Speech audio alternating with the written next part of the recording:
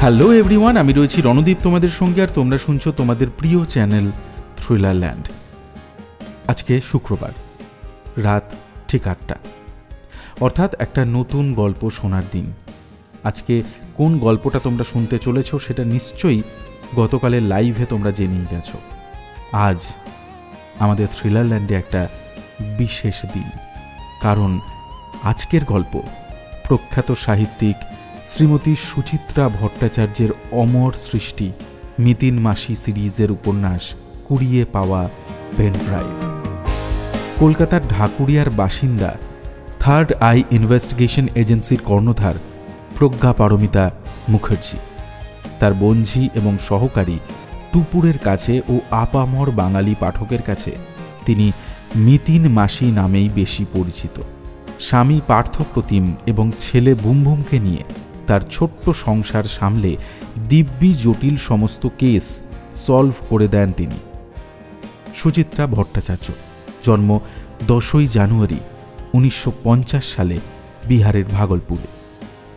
প্রায় 3.5 দশক ধরে তিনি বহু ছোট গল্প ছাড়াও 40টি উপন্যাস রচনা করেছেন, যার মধ্যে উল্লেখযোগ্য কাছের মানুষ, নীল ঘূর্ণি, অন্য বসন্ত ইত্যাদি।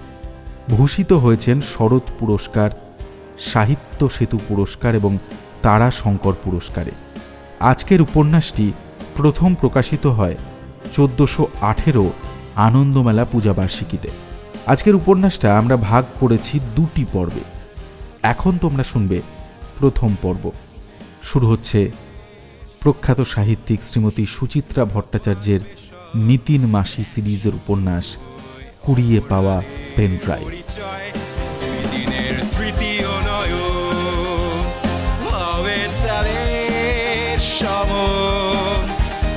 সাবধান সাবধান সাবধান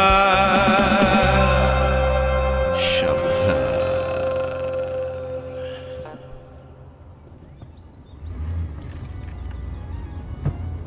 গাড়িটা শিবালিক পর্বতমালা ধরে ছুটছিল গাছগাছালিতে ছাওয়া সবুজ পাহাড়ের গা বেয়ে। চক্রাকার রাস্তা কখনো চড়াই তো কখনো উতরাই।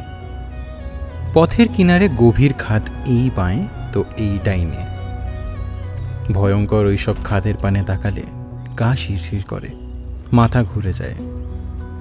অবশ্য টুপুরের চক্কর টক্কর লাগে না, তাছাড়া আনন্দে সে এখন রীতিমতো ডগমগ। পুজোর ছুটিটা যা জমে উঠেছে এইবার, জব্বর একখানা চমক দিল বটে পার্থমেশো। আগে কিচ্ছুটি জানায়নি, হঠাৎ সপ্তমীর সকালে ট্রেনের টিকিট নিয়ে হাজির। আর শুধু টুপুর নয়, এবার টুপুরের মা বাবাকেও সঙ্গে যেতে হবে। দশমীর সন্ধ্যায় দিল্লি কালকা মেলে যাত্রা শুরু, তারপর কটা দিন হিমাচল প্রদেশে চরকি খেয়ে লক্ষ্মী পুজোর পরে ব্যাক। টুপুরের তো পোয়া 12। কলকাতার দুর্গাপুজোটাও মিস হলো না, আবার আলটপকা একটা ভ্রমণও জুটে গেল কপালে। অবশ্য তাও হিজি পিজি বেড়ানো নয়, একেবারে কুলু মানালি রোটাং, টুপুরের স্বপ্নের দেশ। আজ টুপুররা কাক ভরে নেমেছে ট্রেন থেকে চণ্ডীগড়ে। সেখানেই ভাড়া করা হলো এই 7 আসনের গাড়ি এবং তৎক্ষণাৎ রওনা। ভাকরা নাঙ্গাল বাঁধ পেরিয়ে পাঞ্জাবের রোপারে ব্রেকফাস্ট, তারপর দুপুর মান্ডি পৌঁছে মধ্যাহ্নভোজ। এবার তাদের গন্তব্য কুলু। গাড়ির একদম পিছনের সিটে মিতিন আর বুমবুম। পথশ্রমে বুমবুম বেশ ক্লান্ত। মায়ের কোলে মাথা রেখে সে দিব্যি ঘুমোচ্ছে। মাঝের আসনে টুপুর, সহেলি এবং অবনী।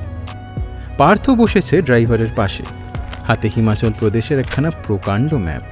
তীক্ষ্ণ চোখে কাগজখানা দেখছে পার্থ, আর হঠাৎ চোখ তুলে তাকাচ্ছে ইতিমতি, যেন মানচিত্রের সঙ্গে পথঘাট মিলিয়ে নিচ্ছে। ম্যাপখানা মুড়ে পার্থ আচমকা চালকের পানে ঘাড় ঘোরালো। ভাই সাহেব, अभी तक हम कितने किलोमीटर से आए हैं? চালকটি এক তরুণ শিখ, নাম টিঙ্কু সিং। তারস্বরে পাঞ্জাবি গান চালিয়েছে টিঙ্কু।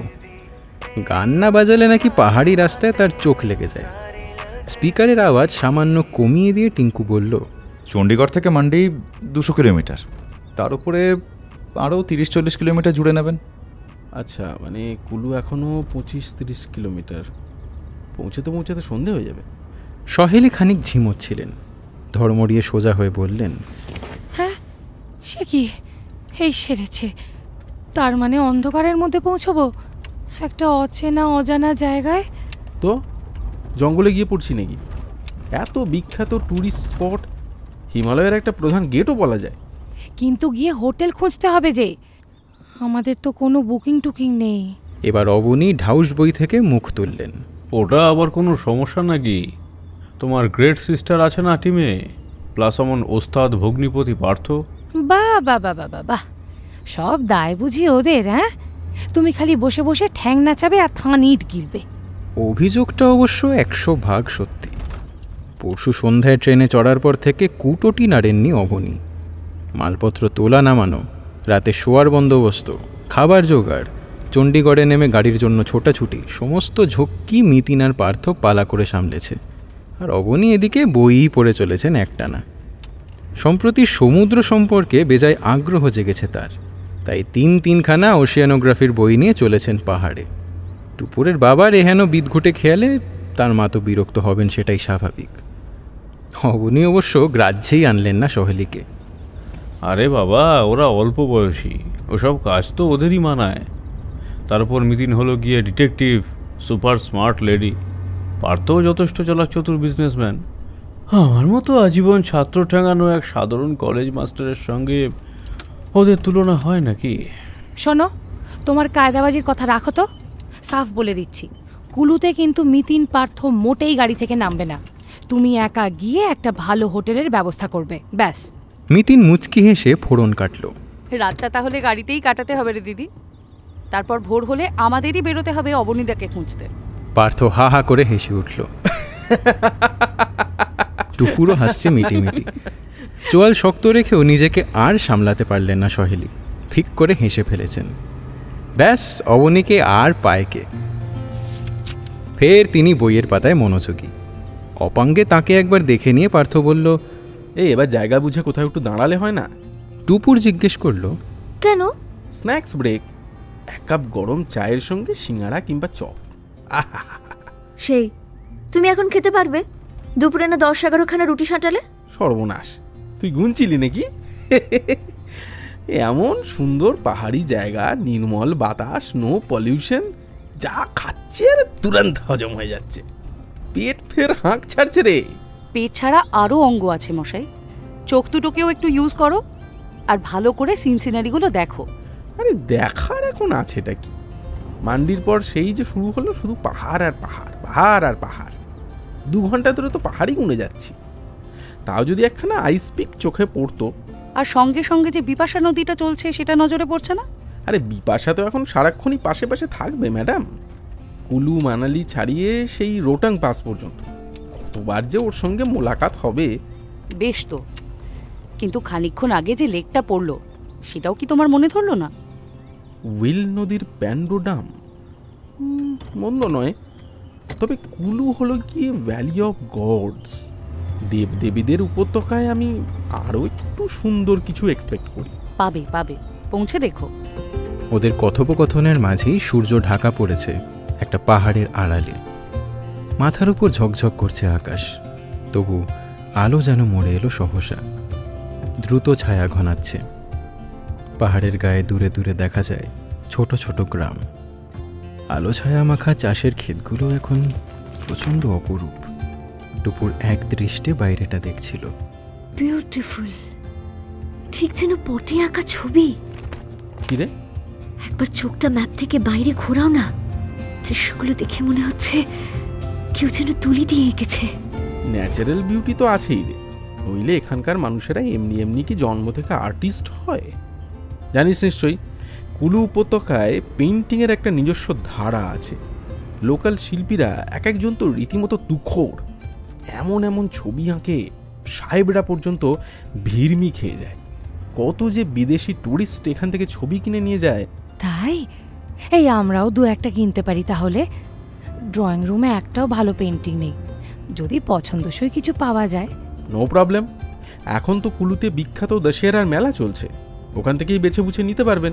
বিখ্যাত কেন বলছো? খুব বড় মেলা নাকি? অতি বৃহৎ। ভারতবর্ষে যে কটি আন্তর্জাতিক মেলা বসে তার মধ্যে কুলুর দশেরার মেলা অন্যতম। দেখবেন কি এলাহি আয়োজন! সত্যি কুলুতে পৌঁছে চোখ যেন ধাঁধিয়ে গেল একেবারে। পাহাড়ে ঘেরা শহরখানা যেন আলোয় ঝলমল করছে একেবারে।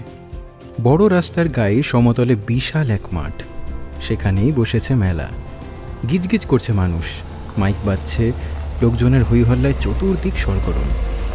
রাস্তার একধারে গাড়ি লাগিয়েছে টিঙ্কু। ওয়াও, মেলা তো জমে ক্ষীর। আচ্ছা, ঝপ করে এক পাক ঘুরে নিলে হয় না? এখন কোথাও নয়, আগে হোটেলে। পরশু বিকেল থেকে শুধু দৌড় চলছে, খানিক জিরিয়ে তবে ঘোরাঘুরি। হ্যাঁ, এই কি গো, এবার থাকার ব্যবস্থাটা করো। আমি এই ভিড়ে কোথায় যাব? থাক থাক থাক, অবনীদাকে রেহাই দিন, আমি দেখছি। এই দেখো, মেলার মাঠটার নাম ঢালপুর ময়দান, আর এটাই হলো কুলুর সেন্ট্রাল প্লেস। তো কাছে পিঠেই গভর্নমেন্টের ট্যুরিস্ট সেন্টার পাবে, আগে সেখানে খোঁজ নাও। হনহনিয়ে এগিয়ে গেল পার্থ। এদিকে বুম বুমের ঘুম ভেঙেছে। জেগেই তিনি একের পর এক বায়না জুড়েছেন। চিপস চাই, কোল্ড ড্রিঙ্কস চাই। অদূরে মেলায় অতিকায় লাগানো নাগরদোলা দৃশ্যমান, তাই ওটাতে চড়বে বলে রীতিমতো ঘ্যান ঘ্যান শুরু করে দিল। নিতিন তাকে ধমকে ধমকে থামাচ্ছিল, এমন সময় পার্থ ফিরে এলো। নো চান্স, সরকারি সমস্ত লজ ভর্তি। যা, তাহলে কি হবে? আরে ঘাবড়াচ্ছ কেন? ঢালপুর ময়দানের আশেপাশে অসংখ্য হোটেল, একটা না একটাতে ঠিক ঢুকে যাব। আপনারা গাড়িতে বসুন, আমি আধ ঘন্টার মধ্যেই জায়গা ফিট করে ফেলছি। আমি যাব? নো নিড, পার্থপ্রতিম মুখার্জি এই কেসে একাই কাফি। মেশো চলে যাওয়ার পর টুপুরও নেমে পড়ল গাড়ি থেকে। বুম বুমকে নিয়ে নেমেছে মিতিনও। দোকান থেকে মিতিন চা এনে দিল দিদি জামাইবাবুকে। টুপুর আর বুম বুমের জন্য চিপসের প্যাকেট। টিঙ্কুকেও চা খেতে ডাকলো মিতিন। গ্লাস হাতে গল্প জুড়েছে দুজনে। টুপুরের অল্প অল্প শীত করছিল, গায়ে কার্ডিগান চাপানো, কিন্তু তবুও হাত দুটো সামনে জড়ো করে টুপুর দেখছিল মেলাটাকে। স্থানীয় মানুষদের গায়ে রং বেরঙের পোশাক, ছেলেদের মাথায় রঙিন টুপি, মেয়েরা সেজেছে রূপোর গয়নায়। ওই টুপিগুলো নিশ্চয়ই কুলু টুপি। দেশ বিদেশি পর্যটকরাও ওই টুপি পরেই ঘুরছেন। মেলায় এসে ছেলে মানুষ বনে গেছেন বড়রাও, অনেকেই ভিঁপু বাজাচ্ছেন। বিচিত্র বাজনা বাজাতে বাজাতে একদল পাহাড়ি মেয়ে পুরুষ পাক খাচ্ছে গোটা মেলাটাকে। কেউ কেউ নাচ জুড়েছে, সবাই মিলে কি একটা গানও গাইছে। কচি কাচাদের উল্লাসের অন্ত নেই, তারাও চলেছে পিছু পিছু। জনস্রোতের দিকে তাকিয়ে থাকতে থাকতে কতক্ষণ কেটেছে কে জানে, হঠাৎ হন্তদন্ত হয়ে পার্থর আবির্ভাব। ভেরি ব্যাড নিউজ, কোথাও ঠাঁই নেই, সবকটা হোটেল উপচে পড়ছে। এইটাই, আমি ঠিক এই ভয়টাই পাচ্ছিলাম। ট্রেনে কতবার বললাম হোটেল বুকিং না করে বেরোনোটা মোটেও উচিত হয়নি। প্যানিক করিস না তো দিদি, পার্থর এলেম বোঝা গেল। এবার আমি একটু চেষ্টা করি। গাড়িতে উঠে পড়ো সকলে, জলদি। কোথায় যাবে? কোয়েশ্চেন পরে হবে, চটপট বসো তো। ফের চলা শুরু। মাঠ ছাড়িয়ে শাঁসা করে আরও খানিকটা গিয়ে বাঁয়ে ঘুরল গাড়ি। খাড়াই বেয়ে উঠছে ধীরে ধীরে। এদিকটায় তেমন একটা আলো নেই, বেশ অন্ধকার অন্ধকার। সরু পথের দুধারে ঘরবাড়ি আছে বটে, তবে লোকজন বিশেষ দেখা যাচ্ছে না। এক আধজন যাও বা চোখে পড়ল, তারাও বিদেশি। এদিকেও হোটেল আছে নাকি এত নির্জনে? মনে তো হয় না। তাহলে আমরা চলেছি কোথায়? প্রাইভেট কটেজে। মানে? এখানকার অনেক স্থানীয় মানুষ ট্যুরিস্টদের ঘর ভাড়া দেয়। আমাদের টিঙ্কু সিং এরকমই 3-4টে কটেজের সন্ধান জানে। এখন দেখি কপাল টুকে পাওয়া যায় কিনা। প্রথম বাড়িটায় বিফল মনোরথ হতে হলো, দ্বিতীয়টাতেও। অবশেষে তৃতীয় একটা কাঠের বাড়িতে দোতলায় দুখানা ঘর পাওয়া গেল। নিচে সপরিবারে বাড়িওয়ালার বাস, খাবার দাবার তারাই বানিয়ে দেবে। তবে দরটা অতি চড়া। রাতটুকু এখানেই ঘাঁটি কাটা যাক, সকালে অন্য কিছু ভাবা যেতে পারে। পার্থ মিতিনেরও একই মত, একমাত্র সহেলি যা একটু খুঁতখুঁত করছেন। আসলে মেলা থেকে অনেকটা দূর হয়ে যাবে কি না, অবশ্য শেষমেশ মেনেও নিলেন। এই কটেজ ছাড়া এখন আর গতিই বা কি। বাড়িওয়ালার নাম বিভব শর্মা, বয়স বছর 45, কথাবার্তায় সজ্জন। নিচে দোতলায় উঠে খুলে দিলেন ঘর দুটো। পার্থ আর টিঙ্কু মালপত্র নামালো গাড়ির ছাদ থেকে। সকলে মিলে ধরাধরি করে তুলে ফেললো উপরে। সুটকেস টুটকেস ঘরে ঢুকিয়ে নিয়ে পার্থ হাত পা ছড়িয়ে সোফায় বসে বলল, এখন একটু কফি পেলে দারুণ হতো। যা তো টুপুর, নিচে গিয়ে বলে আয়। টুপুর উঠতে গিয়ে থমকেছে। নিচ থেকে একটা গলার আওয়াজ আসছে। কে যেন গাঁক গাঁক করে চিল্লাচ্ছে। অনুচ্চ স্বরে বিভব শর্মা কি যেন একটা বললেন। পরক্ষণে চিৎকার আরও বেড়ে গেল। মা, ঝগড়া বেঁধেছে নাকি? তাই তো মনে হচ্ছে। চল তো দেখি। মিতিনের পিছন পিছন একতলায় নেমে আরও কুঁকড়ে গেল টুপুর। একটা রোগা ঢ্যাঙা মতো লোক চড়া হয়েছেন বিভব শর্মার ঘরে। তার বয়স বছর 50, টিকালো নাক, বাবরি চুল, পরনে চোস্তা পাঞ্জাবি, গায়ে কুলু শাল। সভ্য ভব্য চেহারার মানুষটা আঙ্গুল তুলে শাসাচ্ছেন বিভবকে। নরম গলায় তাকে শান্ত করার চেষ্টা করে চলেছেন বিভব শর্মা। কিন্তু কিছুই শুনলেন না ভদ্রলোক। হঠাৎ দুধ দাঁড়িয়ে বেরিয়ে গেলেন ঘর ছেড়ে। মাথা নামিয়ে বসে পড়লেন বিভব শর্মা। টুপুর ভাবল, হলোটা কি?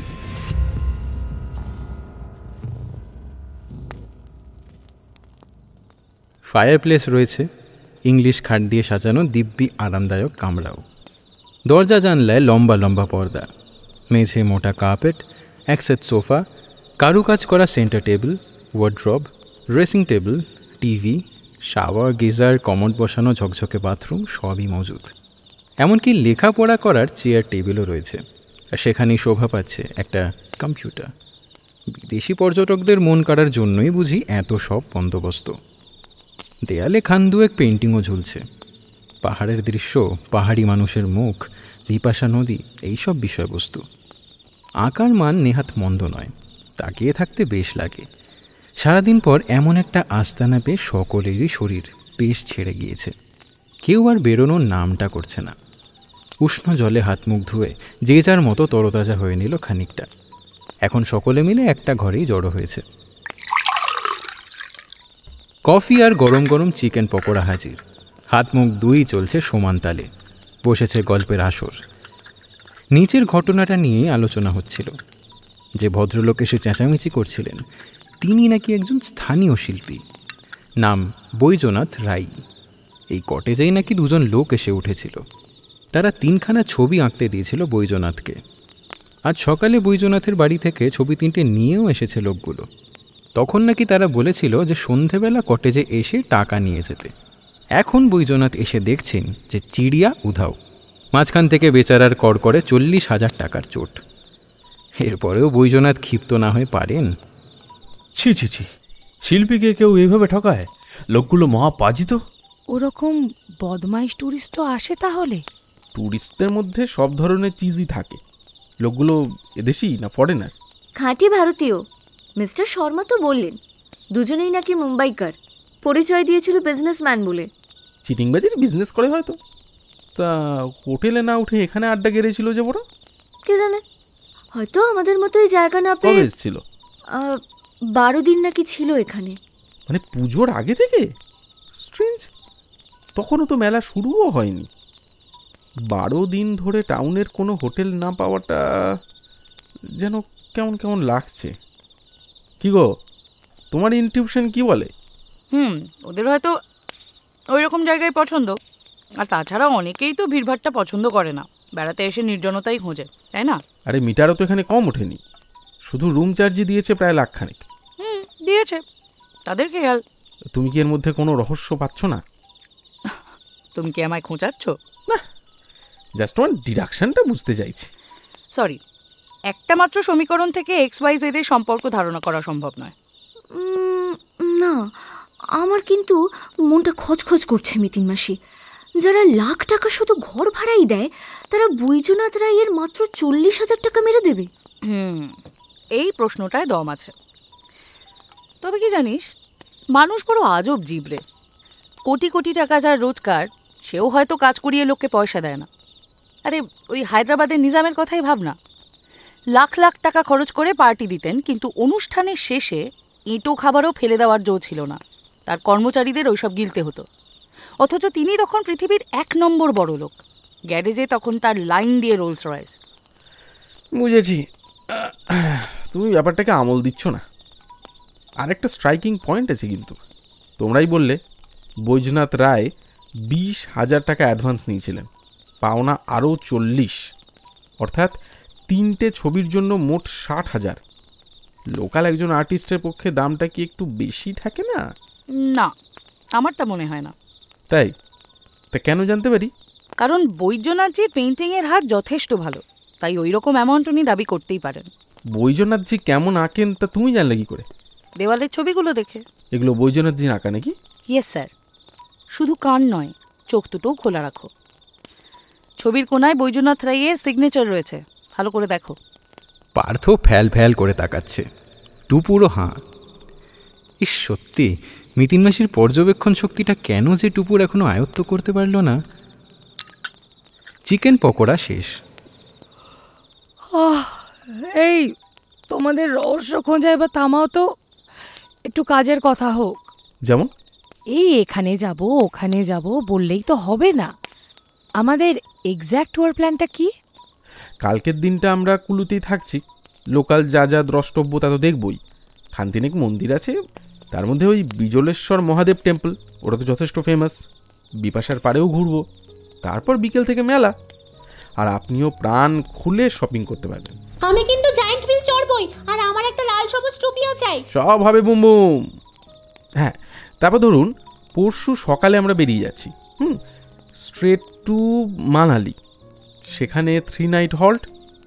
একদিন তো রোটাং পাস মানে যেতে আসতেই কেটে যাবে, একদিন চুটিয়ে মানালি সফর। ওকে, হিড়িম্বার মন্দির, বশিষ্ঠ আশ্রম, গোল্ডেন অ্যাপেলের বাগান, টিবেটান মনস্ট্রি। এরপর যে প্ল্যানটা আছে, আমরা দুভাবে ট্যুরটা সাজাতে পারি। ওকে, একটা হচ্ছে রোটাং পেরিয়ে যেতে পারি কেলং, লাহুল স্পিতির একমাত্র শহর। আচ্ছা, রুটটা একটু টাফ, তবে জায়গাটা নাকি দারুণ। ন্যাড়া পাহাড়ের মধ্যেখানে ভ্যালি অফ গ্লেশিয়ার, মানে বুঝতে পারছেন তো, মানে হাতের নাগালে বরফ। আর তাছাড়া ওই চন্দ্রভাগা নদীটাকে ওখানে পেয়ে যাবেন। জানো তো, কেলংয়ের নাম আরেকটা কারণেও করা যায়। কলকাতায় লর্ড হার্ডিঞ্জকে বোমা ছোঁড়ার অপরাধে বিপ্লবী রাসবিহারী বসু ধরা পড়েছিলেন এই কেলংয়ে। ওখানে তার একটা স্ট্যাচুও আছে শুনেছি। যাই হোক, তো কেলং হলো একটা অপশন। আর এবার দ্বিতীয় একটা চয়েস আছে, সেটা হচ্ছে আমরা মানালি থেকে সিমলা চলে যেতে পারি। মোটামুটি আরও 3টে দিন সিমলা আর তার চারপাশটা উপভোগ করে ট্রেনে ব্যাক টু কালকা। চণ্ডীগড়ের বদলে আমরা কালকা থেকেই না হয় কলকাতা ফিরবো। মন্দ নয় আইডিয়াটা। সিমলা কালকা ট্রেন জার্নিটা নাকি খুব সুন্দর, 100-150 খানা টানেল পড়ে পথে। হ্যাঁ, প্লাস তুই কানের সুখে শপিং করতে পারবি। কাশা বলেছ, তোমার দিদি বাজার করা ছাড়া তো কিছুই বোঝে না। ওর কাছে ভ্রমণ মানেই গাড়ি গাড়ি জিনিস কেনা আর ফিরে গিয়ে ডেকে ডেকে সকলকে বিলানো। তো তোমার তাতে কি? চুপ করো তো। হাতে করে ছোটোখাটো কিছু নিয়ে গেলে লোকে কত খুশি হয় জানো? এখানে ওখান থেকে বই নিয়ে যাওয়ার কি আছে? কলকাতায় তো সবই পাওয়া যায়, চাইলে কুলুর পেন্টিংও। এক সেকেন্ড, আমার একটা থার্ড প্ল্যানও আছে। গ্রেট হিমালয়ান ন্যাশনাল পার্ক, দুরন্ত জঙ্গল, সিমলা, কল্পা, কাজা, মানালি আর কুলুর ঠিক মধ্যখানে। ওখানে ভালো ভালো স্পট আছে, নানা ধরনের বন্যপ্রাণীর দর্শনও পাওয়া যাবে। ওরে বাবা, আমি ওসব জঙ্গল টঙ্গলে নেই বাবা। মানালি থেকে সিমলার পরিকল্পনাটাই থাক না বাবা। আমি বলি কি, এত ছোটার কি কোনো প্রয়োজন আছে? কুলুতেই 2-3 দিন জিরোই, তারপর নয় মানালি ঘুরে বাড়ির পথে রওনা দেব। 3-4 দিন না থাকলে কি কোনো জায়গা ঠিকঠাক চেনা যায়? তোমরাই বলো। এই তোমার এই আয়েশিপনা ছাড়ো তো। সবার সঙ্গে যেখানে বেড়াতে বেরিয়েছো, তাল রেখে দৌড়তে হবে তো নাকি? ঘরে আরামসে বই নিয়ে বসে থাকবে, ওটি হচ্ছে না। আহা, শুধু কি নিজের জন্য বলছি, বাচ্চাদের ধকলের কথাও তো একবার ভাবো। টুপুরার মোটেই ছোট নেই, বুমবুমও তোমার মতো নয়, যথেষ্ট শক্তপোক্ত। আবার একচোট বিবাদ বাঁধার উপক্রম সামাল দিতে ফের ঝাঁপিয়েছে পার্থ। প্রসঙ্গ বদলাতেই বুঝি রাতের মেনুর কথাটা পারল। মিতিন পুটুস পুটুস টিপ্পনি কাটছে। ঘরের পরিবেশ পলকে ঝরঝরে। সহেলি উঠে গেলেন পাশের ঘরে। নৈশাহার আসা পর্যন্ত খানিক গড়িয়ে নেবেন। অবনীয় জাবদা বইখানা ফের খুলেছেন। বুম বুম টিভি চালিয়ে দিল। রিমোট টিপে টিপে ঠিক একটা কার্টুন চ্যানেল বার করে নিয়েছে। কলকাতায় হলে টুপুরও হয়তো পর্দায় চোখ রাখত, কিন্তু হিমালয় ভ্রমণে এসে আর ইচ্ছা করছে না। পায়ে পায়ে বেরিয়ে পড়ল ঘর থেকে। বাইরের সরু প্যাসেজটুকু জুড়ে টানা কাঁচের জানলা। বন্ধ জানলার কোনো এক ফাঁক দিয়ে হাওয়া আসছে ঠান্ডা ঠান্ডা। আজ অক্টোবরের 11, আর মাসখানেকের মধ্যেই নিশ্চয়ই এই কুলু উপত্যকা ঢেকে যাবে বরফে। ঢালপুর ময়দানখানা কেমন যে দেখাবে কে জানে তখন। ছবিটা কল্পনা করতে করতে টুপুর কাঁচে চোখ রেখেছে। অদূরে আরেকটা পাহাড়। অন্ধকারে পাহাড়টা নজরে পড়ার কথা নয়, ঠাহর করা যাচ্ছে, কারণ তার গায়ে বিন্দু বিন্দু আলো ফুটে রয়েছে। নিশ্চয়ই বাড়িঘরের আলো, কিন্তু মনে হচ্ছিল যেন আকাশের তারাগুলো নিচে নেমে এসছে পাহাড়ের গায়ে। কিরে, কাঁচে নাকটা কি দেখছিস? ওই যে সামনের পাহাড়টাকে, কি দুর্দান্ত লাগছে। কুলু ভ্যালির এটাই বিশেষত্ব, যেদিকে তাকাবি জাস্ট মেসমারাইজড হয়ে যাবি। আর কোন কোন হিমালয়ান রেঞ্জ কুল্লুকে ঘিরে রেখেছে ভাব। উত্তরে পীরপাঞ্জাল, পূবে পার্বতী, পশ্চিমে বড়াভাঙ্গাল আর দক্ষিণে ধৌলাধার। এদের মাঝখানে কুল্লু কার্পেটের মতো ছড়িয়ে আছে। একসময় এটা ছিল সেন্ট্রাল এশিয়ার গেটওয়ে। কুল্লু, মানালি, রোটাং, কেলং পেরিয়ে লাদাখ হয়ে ব্যবসায়িক দল যাতায়াত করত নিয়মিত। এই পথের নাম তখন ছিল গ্রেট ইন্ডিয়ান সিল্ক রুট। আর এখন ওই রাস্তাতেই ট্রেকার্স ছাড়া। মা তাড়াতাড়ি এসো, দেখে যাও কি পেয়েছি। মিতিন টুপুর দৌড়ালো ঘরে, গিয়ে দেখল বুম বুম কম্পিউটারে বসে, তার হাতে একটা পেন ড্রাইভ। দেখি কোত্থেকে পেলি এটা? টেবিলের ড্রয়ারে ছিল। পার্থ একটা ম্যাগাজিন পড়ছিল, সেও উঠে এসেছে। বুম বুমের হাত থেকে পেন ড্রাইভটা নিয়ে ঘুরিয়ে ফিরিয়ে দেখে সে বলল, 8 GB মেমোরি। নির্ঘাত আগের লোক দুটো ফেলে গেছে। খুব সম্ভবত তাই। হয়তো তাড়াহুড়ো করে বেরিয়েছে আর খেয়াল করেনি। দেখবো নাকি কি আছে এতে? আচ্ছা, অন্যের প্রাইভেট ডকুমেন্ট দেখা কি ঠিক হবে? বিভব শর্মার কাছে ওটা জমা করে দেওয়া উচিত। আরে রাখুন তো আপনার, উচিত অনুচিত তারা কোন নীতিটা মেনেছে? হ্যাঁ, যত সব 420। বলতে বলতে বুম বুমকে সরিয়ে চেয়ারে বসে পড়ল পার্থ। কম্পিউটারে চালু করে পেন ড্রাইভ লাগালো। দেখা যাক ব্যাটাদের কোনো গোপন তথ্য আবিষ্কার করা যায় কিনা। কম্পিউটার সচল হতেই পেনড্রাইভখানা লোড করে ফেলল পার্থ। মাউস টিপতেই বিস্ময়, সার সার ছবি, তাও নিছক ফটোগ্রাফ নয়, ক্যামেরাবন্দি একগুচ্ছ পেইন্টিং, যা সবকটার বিষয়বস্তুই পর্বত, সম্ভবত হিমালয় নিয়ে আঁকা। অনভিজ্ঞ চোখও বলতে পারে যে এটা কোনো দক্ষ শিল্পীর কাজ। একটি ছবিতেও রংটা চড়া নয়, নীল, বাদামি, লাল, সবুজ, সবই বেশ হালকা হালকা। ছবিগুলোতে আলো ছায়ার খেলাও রয়েছে। এ তো কোনো বড় আর্টিস্টের এক্সিবিশন থেকে তোলা ফটো। খুব পাওয়ারফুল ডিজিটাল ক্যামেরায় তোলা, এবং সবকটা ছবিই মনে হয় জল রঙে আঁকা। মোট 37টা আছে, তার মধ্যে 3টেতে ক্রস মার্ক। কেন বলো তো? হ্যাঁ, কেমন অদ্ভুত ঠেকছে। আচ্ছা, বৈজনাথ রায়কে 3খানা ছবি আঁকার অর্ডার দিয়েছিলেন না লোক দুটো? হ্যাঁ তাই তো, কিন্তু আঁকা ছবি আবার আঁকতে কেন বলবে? কপি করার ছিল। হতে পারে, অনেকে তো ভালো ছবির কপি দিয়েও ঘর সাজায়। তাই কি? ব্যাপারটা নিয়ে তো এবার ভাবতে হচ্ছে। মিতিন মাসির এই শটটা টুপুরের ভীষণ চেনা। টুপুরের গায়ে কাঁটা দিয়ে উঠল। নির্ঘাত একটা রহস্যের গন্ধ পেয়েছে মিতিন মাসি।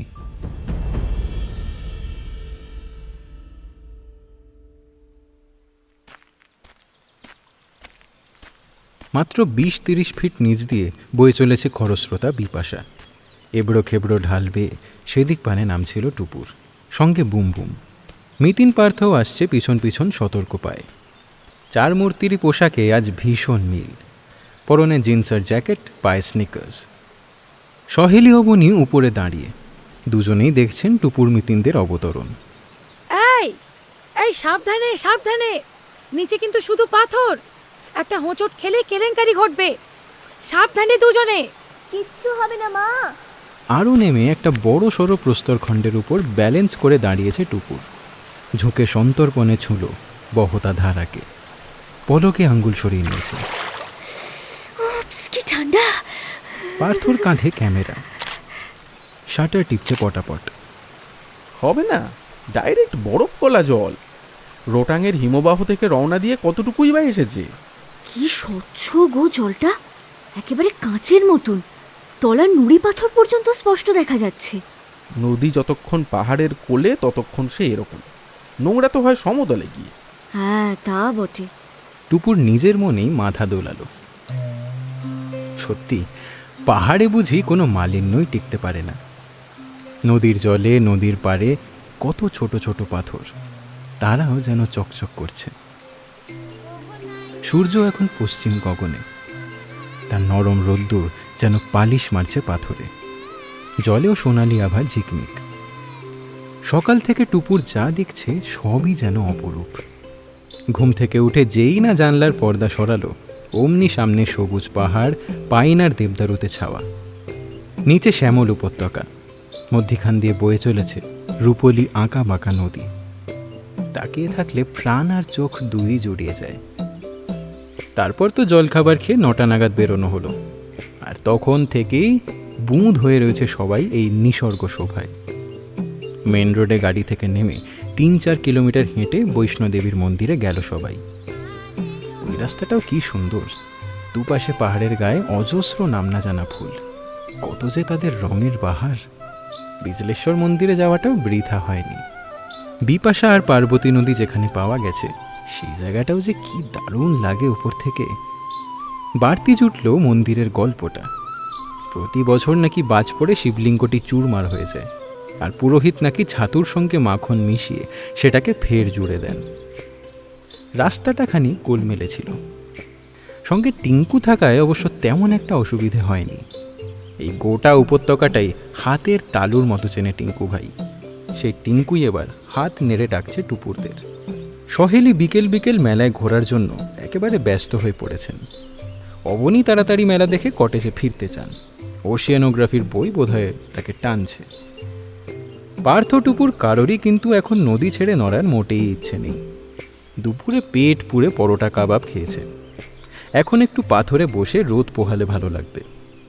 তবে সহেলি অধৈর্য হলে আর তো উপায় নেই, সকলকে পায়ে পায়ে উপরে উঠতেই হয়। গাড়িতে বসে বুমবুম একটা ছোট্ট পাথর বার করেছে পকেট থেকে। একদম ফিশের মতো দেখতে, তাই না বাবা? মাছের ফসিল হতে পারে। হ্যাঁ, কুলুতে মাছের ফসিল থাকতেই পারে। গোটা হিমালয়টাই তো একদিন সমুদ্রের তলায় ছিল। মাত্র কয়েকশো কোটি বছর আগে একটা স্থলভূমি যখন এসে ওই এশিয়ায় জুড়ে যায়, তখন ধাক্কার চোটে হিমালয় ঠেলে উঠেছে। অতএব সামুদ্রিক মাছের ফসিল হিমালয়ে পাওয়া মোটেই আশ্চর্যের নয়। বলছি, কল্পনাটা একটু বাড়াবাড়ি হয়ে গেল বোধহয়। কেন? হিমালয় তৈরির ইতিহাসটা কি ভুল? না, তবে মাছের ফসিলস কুলুর মতো জায়গায় পাওয়া যাবে না। সেইগুলো পাওয়া যেতে পারে আরও উঁচুতে, অনেক উঁচুতে, বরফের রাজ্যে। একটা দুটো পিস হয়তো নদীর স্রোতে চলে এসছে, জলে ভাসতে ভাসতে, নাকি গড়াতে গড়াতে। উফ, তুমি পারো। ব্যঙ্গটা শুনেই পার্থ গুম হয়ে গেল, আর কথাটি বলছে না।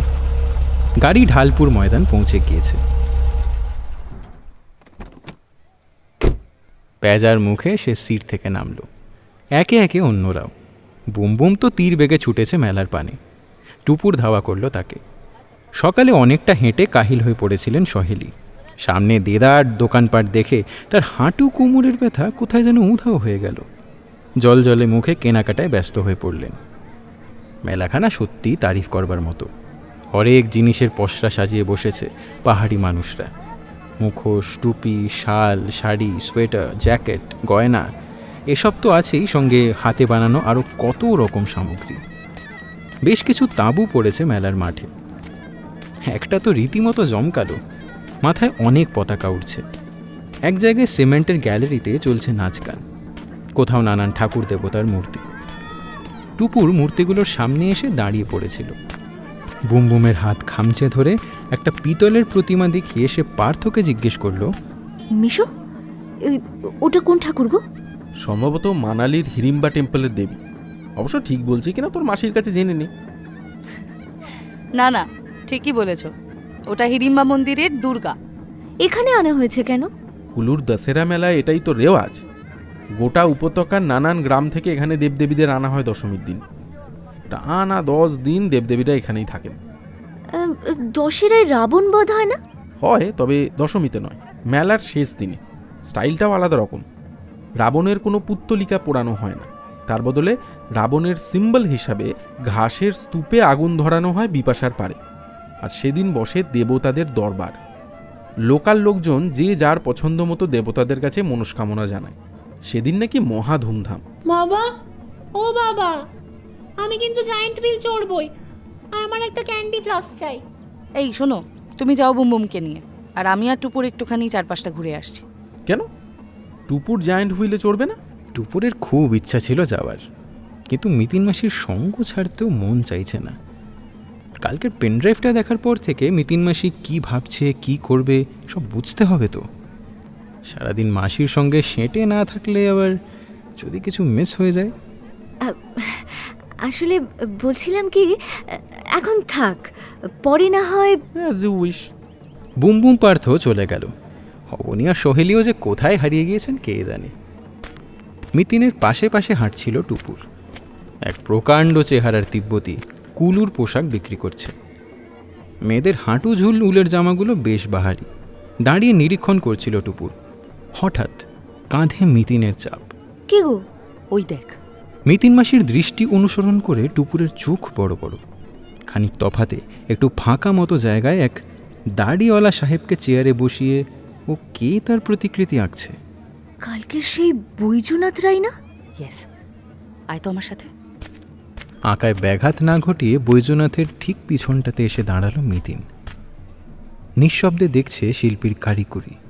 বৈজনাথও সাহেবের মুখোমুখি একটা টুলে আসীন, হাতে পিচবোর্ডের উপর সাদা কাগজ।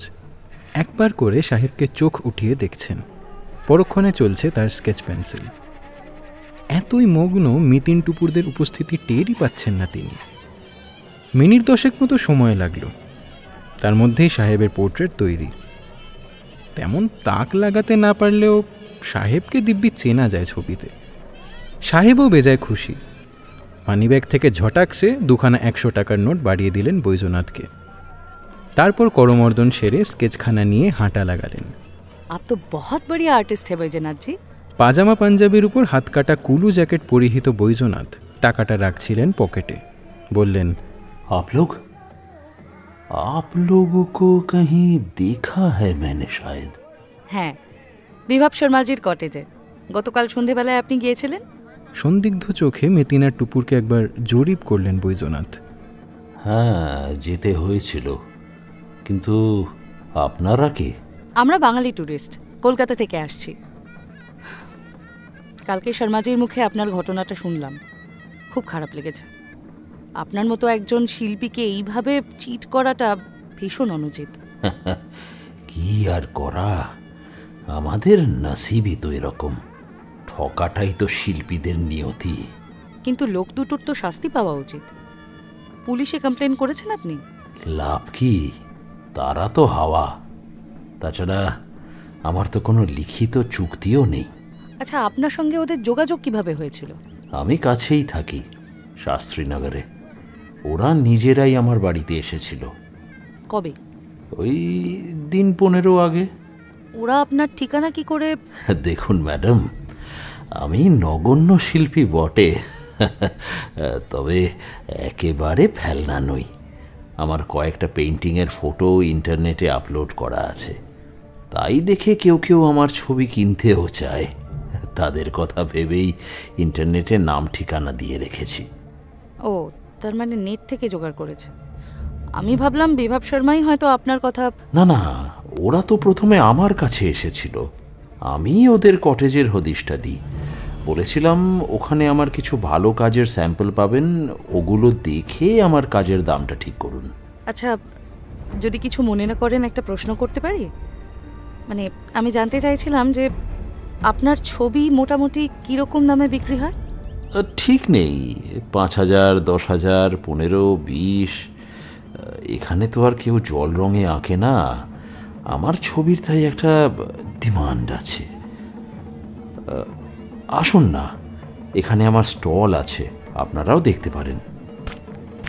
দোকানটা পাশেই, খুপড়ি মতো জায়গা, গোটা 10 বাঁধানো পেন্টিং ঝুলছে সেখানে। সবই কুলুর আশেপাশের দৃশ্য। লোক দুটো কি আপনাকে এই ধরনের ছবি আঁকতে বলেছিল? না না, ওরা তো কপি করতে দিয়েছিল ম্যাডাম। কপি? কার ছবি? রোয়েরিক সাহেবের। কুল্লুর কাছে যার আর্ট গ্যালারি ছিল? এখনো আছে নাগারে। তারই কয়েকটা পেন্টিং আমায় দেখালো কম্পিউটারে, বলল ওর মধ্যে থেকে 3খানা আমায় বানিয়ে দিতে হবে। আর আপনি রাজি হয়ে গেলেন? প্রথমটায় আপত্তি করেছিলাম, কারোর ছবি নকল করা তো আর আমার পেশা নয়, আমি করিও না। রোয়েরিক সাহেবের মতো ফেমাস পেইন্টারের ছবি হলেও না।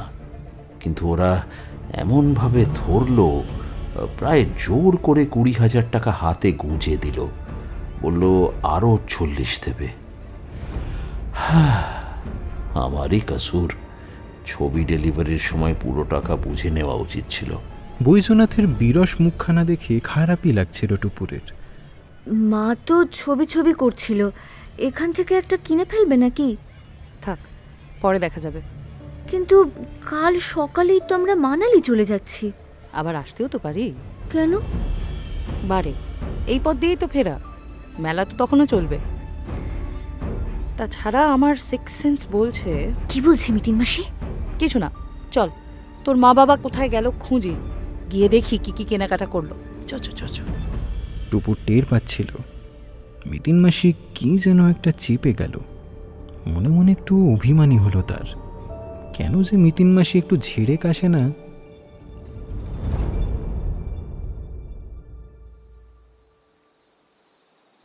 রাতে খাওয়া দাওয়ার পর সহেলিদের ঘরে আড্ডা বসেছে। গায়ে কম্বল টম্বল জড়িয়ে বেশ একখানা জম্পেশ আসর। বৈজনাথের দুঃখের কাহিনীটা শোনালো টুপুর। অবনী জানালেন কিভাবে আজ মেলায় তার পকেট ফাঁক হয়েছে। সহেলির দরাদরির দাপটে কেমন নাস্তানাবুদ হচ্ছিল পাহাড়ি দোকানদাররা, সেটাও বর্ণনা করলেন রসিয়ে রসিয়ে। বুম বুমের এখনও নাগরদোলার ঘোরটা কাটেনি, সে বসে বসেই দুলছে। পার্থর উচ্ছ্বাস পাহাড়ি নাচাগানা নিয়ে। ডিজিটাল ক্যামেরায় 60-70টা ফটো তুলেছে। ডিসপ্লের বোতাম টিপে টিপে সকলকে দেখাচ্ছে। আচ্ছা, ওই জায়গাটার ফটো তুলেছো যেখানে পশু বলি হয়? মা, না তো, মিস হয়ে গেল। ভালোই হয়েছে, এই রক্তারক্তির ফটো ক্যামেরায় থাকার কোনো দরকার নেই। আহা, তা বললে হবে? কুলুতে রক্তপাত তো কম হয়নি। কখনো শিখরা অ্যাটাক করেছে, তো কখনো ব্রিটিশরা। এখানকার বহু শান্তিপ্রিয় মানুষকে প্রাণ দিতে হয়েছে কুলু রাজ্যকে বাঁচাতে গিয়ে। আহা, ওই খুন জখমের ফটো তো কবে ইতিহাস। ওসব প্রসঙ্গ আবার এখন তোলা কেন বাপু? কিন্তু একটা জায়গাকে চিনতে গেলে তার সব দিকটাই জানতে হয়। মনে রেখো, আমোদ আহ্লাদ, নাচ গানা, পুজো আচ্চা, কেনা বেচা যেমন মেলার অঙ্গ, তেমনি ছাগল, ভেড়া, শুয়োর, মোষ হত্যাও আর একটা অঙ্গ। পার্থর ক্যামেরায় সমস্ত কিছুরই এভিডেন্স থাকা উচিত। কি হে প্রজ্ঞা পারমিতা, জ্ঞানের দেবী, আমি কি ভুল বলছি? না, আসলে আমি একটা অন্য কথা ভাবছিলাম অবনীদা। কি বলো তো? কালকের ট্যুর প্ল্যানটা যদি একটু বদলাই। কিরকম কিরকম? ধরো, যদি আমরা সোজা মানালিতে না গিয়ে একবার নাগ্গারে ঢু মেরে যাই। খুব একটা তো অফ রুট যেতে হবে না, পথে ওই কাতরেইন থেকে মাত্র 6-7 কিলোমিটার ঢুকতে হবে। কি আছে সেখানে? অনেক কিছু আছে দেখার। এককালে কুল্লুর রাজধানী ছিল নাগ্গার, আপ টু 7th সেঞ্চুরি। রাজা শ্রী সিংহের তৈরি 500 বছর পুরনো একটা দুর্গ রয়েছে। আর ওই কাসেলটার বিশেষত্ব হলো 1905 সালের ভূমিকম্পেও ওটার কিচ্ছু হয়নি। প্লাস রাজার প্রাসাদ রয়েছে, বেশ কয়েকটা মন্দির রয়েছে। রোটাং পাস আর হিমালয়ের কিছু চূড়োও দেখা যায় নাগ্গারের থেকে। সুন্দর সুন্দর আপেলের বাগানও আছে। তবে ওইগুলো দেখার জন্য আমি অতটা আগ্রহী নই। আমার ইন্টারেস্ট রয়রেকের আর্ট গ্যালারি। নাগ্গারেই বুঝি গ্যালারিটা? তাহলে তো যেতেই হয়। এত কাছে এসে ওটা না দেখে তো গ্রেট লস। রোয়ারেককে খুব বিখ্যাত শিল্পী। তুই ওর নাম শুনিসনি? না, আজ অবশ্য বৈজনাথজি বলছিলেন। দেবিকা রানীকে চিনিস নিশ্চয়ই? আরে ফেমাস অ্যাক্ট্রেস, 1930 আর 40-এর দশকে গোটা ভারতবর্ষ কাঁপিয়েছেন। দারুণ রূপসী ছিলেন। রোয়েরিক ছিলেন সেই দেবিকা রানীর বর। তুমি বোধহয় পুরোটা জানো না পার্থ। তুমি যার কথা বলছো তিনি সভেতোস্লাভ বোয়েরিখ। ইনিও পেইন্টার ছিলেন, কিন্তু তার বাবার খ্যাতি ভুবনচড়া, নাম নিকোলাস বোয়েরিখ। দুনিয়ার বহু নামি দামি গ্যালারিতে নিকোলাসের আঁকা ছবি আছে। আমার অনুমান পেন ড্রাইভের ছবিগুলো নিকোলাস সাহেবেরই পেইন্টিং, কারণ যতদূর জানি নিকোলাসের সব ছবিরই বিষয়বস্তু হিমালয়। তার ছেলে সভেনস্লাভও হিমালয় নিয়ে ছবি এঁকেছেন বটে, তবে পাহাড়ের মানুষ আঁকায় তার উৎসাহ বেশি ছিল। তাছাড়া তার পেইন্টিংয়ের সংখ্যাও অনেক কম। আপনার আন্দাজই ঠিক। নিকোলাসের 37টা ছবি থেকে বেছে বেছে 3খানা ছবি কপি করতে দেওয়া হয়েছিল বৈদ্যনাথজিকে। তো তার সঙ্গে আমাদের নাগ্গার যাওয়ার কি সম্পর্ক? দেখো, বিখ্যাত শিল্পীর ছবি কপি করা কোনো গর্হিত কাজ নয়, এরও একটা বাজার আছে এবং মোটামুটি ভালো দামেই বিক্রি হয়। তো লোক দুটোর কাছে নিকোলাস রোয়েরিখের পেইন্টিংয়ের একটা ফটো ছিল, ওরা তা থেকে কপি করাতেই পারে। তবুও কয়েকটা প্রশ্ন থেকেই যাচ্ছে। যেমন? প্রথমত, অ্যাকর্ডিং টু শর্মাজি, লোক দুটো এসেছিল মুম্বাই থেকে। কেন? মুম্বাই শহরে কি ছবি কপি করার লোকের আকাল পড়েছে নাকি? এই সাধারণ কাজটা করাতে তাদের কিনা ছুটে আসতে হলো সুদূর কুলুতে। ওয়াই? ইন্টারনেট ঘেঁটে একজন কুলুর আর্টিস্টের সন্ধান করে তাকে দিয়ে ছবি আঁকাতে হলো। দ্বিতীয়ত, কাজটার জন্য তারা যে পারিশ্রমিক অফার করলো সেটাও মোটেই স্বাভাবিক নয়। অর্থাৎ কিনা বৈদ্যনাথজিকে টাকার টোপ দিয়ে প্রলুব্ধ করা হলো। কেন? আর শুধুমাত্র তো তাই নয় মিতিন মাসি, ছবি 3টের জন্য তারা 12 দিন ধরে এত দামি কটেজে রয়ে গেল। কারেক্ট। এখান থেকেই আসে আমার 3 নম্বর প্রশ্ন। যদি বৈদ্যনাথজির টাকা মারার হিসেবটা বাদও দিই, তাহলেও লোক দুটোর খরচা ইনক্লুডিং মুম্বাই কুলু যাতায়াত কমসে কম 2.5-3 লাখের ধাক্কা। এক একটা কপি করা ছবি তারা কত দামে বেচবে? লাখ টাকার কমে তো পোষাবেই না। কিন্তু তা কি সম্ভব? কেউ কি কোনো ছবির কপি অত টাকা দিয়ে কিনবে? তাই তো, ব্যাপারটা বেশ গোলমেলে। আচ্ছা, এমন কি হতে পারে যে ওরা ছবি 3টেকে আসল পেন্টিং বলে বেচবে? মানে ছবিগুলোকে যথাসম্ভব নিখুঁত করার জন্য এখানকার একজন শিল্পীর দ্বারস্থ হয়েছিল।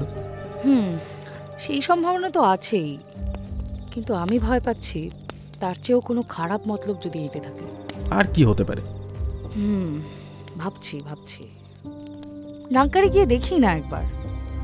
আবার এমনটাও তো হতে পারে যে আমি মিছিমিছি টেনশন করছি। লোক দুটো হয়তো সত্যি সত্যিই বড় লোক ব্যবসাদার, ছবি টবি শখ আছে। নিকোলাস রোয়েরিখের অরিজিনাল পেইন্টিং তো পাওয়া দুরূহ, তাই আসার আগে নেটে খোঁজ খবর করে বৈদ্যনাথজিকে কপির অর্ডার দিয়েছিল। তারপর যখন মনে হয়েছে বেশি টাকা দেওয়া হয়ে যাচ্ছে, তখন ছবি হাতিয়ে ভাগলবা। অর্থাৎ সিম্পল কেস অফ চিটিংবাজি।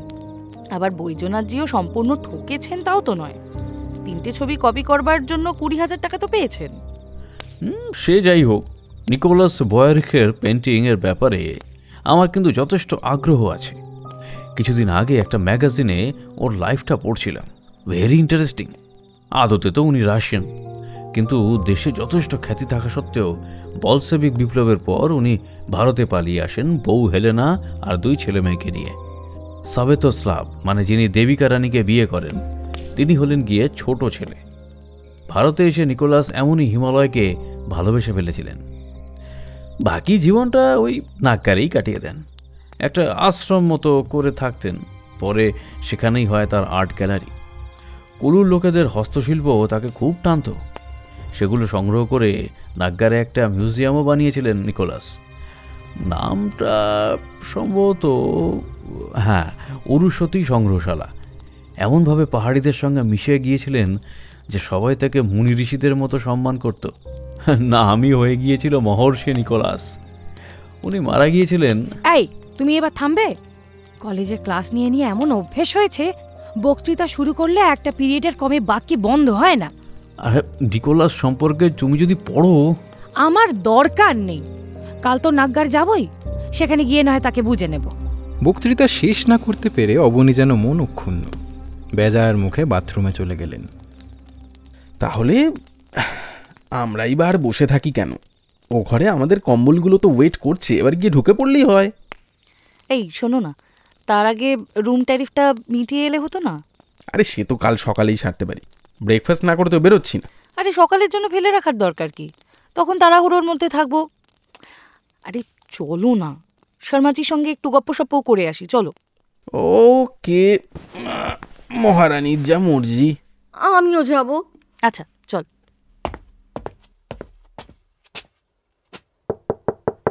নিচের অফিস ঘরটি ছেড়ে অন্দরে ঢুকে গিয়েছিলেন বিভব শর্মা। দরজায় টোকা দিতে বেরিয়ে এসেছেন। স্যুট টাইয়ের বদলে পরনে ঘরোয়া পোশাক। What can I do for you sir? তেমন গুরুতর কিছু নয়, এই হিসাবপত্র চোকাতে এলাম। এখন? আমার তো এখনো বিলই তৈরি হয়নি। বানিয়ে ফেলুন না, আমরা বসছি ততক্ষণ। আর কাল সকালের ব্রেকফাস্টের চার্জটাও আমরা নগদ দিয়ে যাব। যা আপনাদের সুবিধা। কুলুশালখানা ভালো করে গায়ে সাপটে টেবিলে বসলেন বিভব। ক্যালকুলেটরে হিসেব করছেন দুরাত্রিরের থাকার সঙ্গে ডিনার, ব্রেকফাস্ট, চা, কফি। উল্টো দিকের চেয়ার থেকে ঝুঁকে দেখছিল মিতিন। জানেন, আজ মেলায় বৈজনাথজির সঙ্গে দেখা হলো। তাই নাকি? তা এখনও নিশ্চয়ই খুব রেগে আছেন। রাগের চেয়েও বোধ হয় দুঃখ পেয়েছেন বেশি। আমারও তো বদনাম হয়ে গেল। আমাদের কুলুতে বৈজনাথজির খুব সম্মান, তাকে কিনা দাগা দিল আমারই দুজন বোর্ডার। আপনি কি ওদের আগে থেকেই চিনতেন? একেবারেই না। আমার কটেজে তো এই ফার্স্ট টাইম উঠল, এবং আগেও নাকি কখনো কুলুতে আসেনি। দুইজনেই তো মুম্বাইয়ের। মারাঠি? টাইটেল দেখে মনে হয় একজন মহারাষ্ট্রের, নবীন তারকুন্ডে, অন্যজন পাঞ্জাবি, সুখদেব ভাটিয়া। দুজনকেই তো ভদ্রলোক বলে মনে হয়েছিল। বাতচিত সুন্দর, কোনো রকম বেলেল্লাপোনা করেনি। সঙ্গে একটা মারুতি ভ্যান ছিল বটে, তবে বড় একটা বেরোতো না। এই হয়তো আশপাশে হেঁটে হেঁটে ঘুরছে, ক্যামেরায় ফটো তুলছে। তার মানে আর 5 জন টুরিস্টের মতো নয়, তাই তো? এখানে সব রকম লোকই আসে। অবশ্য আমার বোর্ডাররা ज़्यादातर বিদেশি। কেউ হয়তো সারাদিন টোটো করে, আবার কেউ হয়তো একবারের জন্য ভ্যালিতে নামে না। এই তো পরশো সকালের ফ্লাইটে এক ইটালিয়ান ভদ্রলোক আসছেন, রোবের্তো জোয়ান্নি। গত বছরও একবার এসেছিলেন এইরকমই সময়। উনি আবার শুধুই শিল্পকলার ভক্ত। দশেরার মেলা থেকে কত কি যে কিনে নিয়ে গেলেন, তার মধ্যে বৈজনাথজির ছবিও তো ছিল। হিসেবে মাথা নামালেন বিভব শর্মা। একটা কাগজে বকেয়া টাকার অংশটা লিখে বাড়িয়ে দিলেন পার্থকে। দেয়ার ইউ গো স্যার। কাল কম্পিউটারে পাকা বিলটা বানিয়ে দেব, অসুবিধে নেই তো?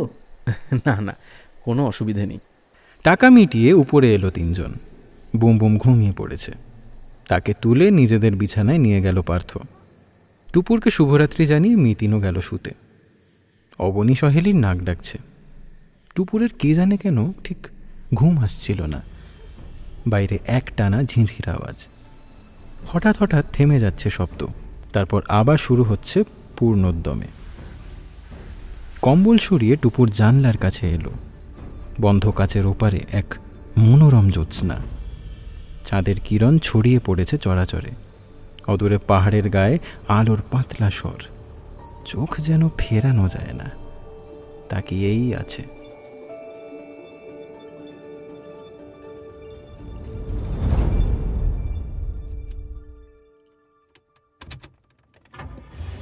পরদিন বেরোতে খানিকটা বেলা হয়ে গেল। এক বিকেলেই যা রাজ্যের জিনিস কিনেছেন সহেলি, গোছকাজ করতেই প্রাণান্ত। এটা যেন না ভাঙে, ওটা যেন দুমড়ে না যায়। তারপর জলখাবার সেরে সকলকে তৈরি করে মালপত্র গাড়ির ছাদে তোলরে বাঁধরে। সেও তো কম হাঙ্গামা নয়। কুলু থেকে নাগগারের পথে চড়াইটাই বেশি। কাতরিনের পর বিপাশা পেরোলো গাড়ি। তারপর থেকে রাস্তা বেজায় ভাঙাচোরা। যথেষ্ট সাবধানে চালাচ্ছে টিঙ্কু, তবু সহেলি সিঁটিয়ে বসে। বাইরে চন্দ্রখনি পাহাড়ের অপরূপ শোভা, সেদিকেও তাকাচ্ছেন না। নাগগারে পৌঁছে পথঘাটের খানিকটা উন্নতি হলো। কংক্রিটের চড়াই। কুলু রাজার দুর্গ পেরিয়ে যখন গাড়ি রোয়ারিক আর্ট গ্যালারির কাছে এলো, সূর্য তখন মাঝ আকাশে। কিন্তু দোতলা বাড়িটার সামনে কেমন দৃশ্য! দুখানা পুলিশের জিপ দাঁড়িয়ে। নিকোলাস রোয়ারিকের আর্ট মিউজিয়াম পুলিশে পুলিশে 6 লাভ। পার্থ নেমে দেখতে গিয়েছিল। উত্তেজিত মুখে ফিরেছে, বিস্ফারিত চোখে বলল, কেলেঙ্কারি কাণ্ড। কাল রাত্রিরে নাকি চোর এসেছিল আর্ট গ্যালারিতে। মা, সে কি সর্বনেশে কথা! কিভাবে বোঝা গেল? দরজা জানলা কিছু ভেঙেছে? হ্যাঁ, পেছনের একটা জানলা, শুধু কাঁচ নয়, লোহার গ্রিলও নাকি কেটেছে। রাতে সিকিউরিটি ছিল না? থাকে তো, আর্ম গার্ড। তার নাকি রাত 8টা থেকে সকাল 8টা পর্যন্ত ডিউটি। সকালে যার ডিউটি সে নাকি এসে রাতের গার্ডটাকে দেখতে পায়নি, এপাশে ওপাশে খুঁজেছিল, তখনই আবিষ্কার করে এই ভাঙা জানলাটা। ভয় পেয়ে সঙ্গে সঙ্গে এখানকার কর্তাকে জানায়, তিনি এসে পুলিশে ফোন করেন।